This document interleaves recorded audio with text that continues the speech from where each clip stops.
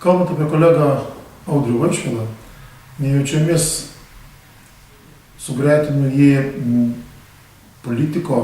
prigimti politiko misiją atliekantį žmogų su žmogumi turinčiu puikų kūrybiškumo jausmą ir gebėjimus. Pažįstu jį kaip subtilų menininką, vertindamas jį kaip fotomenininką. Tačiau labai dažnai žvelgdamas į pasaulį ir fiksuodamas jį per fotoobjektyvo akutę, gyvenime jis į visus procesus žvelgia gerokai giliau ir atsakingiau. Ir tikrai manau, kaip ir daugelį kitų klaipėdiečių, žavi jo iniciatyvumas, jo nuoširdumas, betarpiškumas, savybės, kurios netaip dažnos žmogui esančiam aktyvioje politikoje.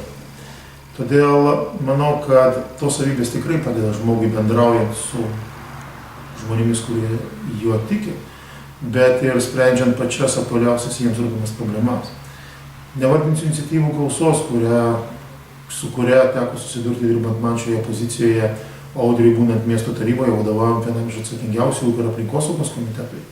Tačiau viena iš paskutinių jo iniciatyvų apie Žvejų gatvės atgaivinimą, kaip vienos iš svarbiausių senamiesčio arterijos naują gyvenimą, verta atskiros diskusijos, ką bekalbėti apie iniciatyvas atverti erdvės motociklininkams mieste, diskusija dėl vienų ar kitų naujų iniciatyvų. Tiesiog visada žavėjo ir įkvėpė jo atvirumas ir tas toks nuoširdumas, tos idėjos ne tik pateikiant ją, bet ir įgyvendinant ją.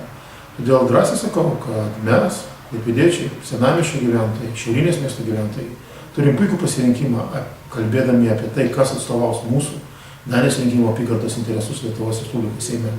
Audrius Vaišvila. Tinkamas, rimtas ir patikimas pasirinkimas.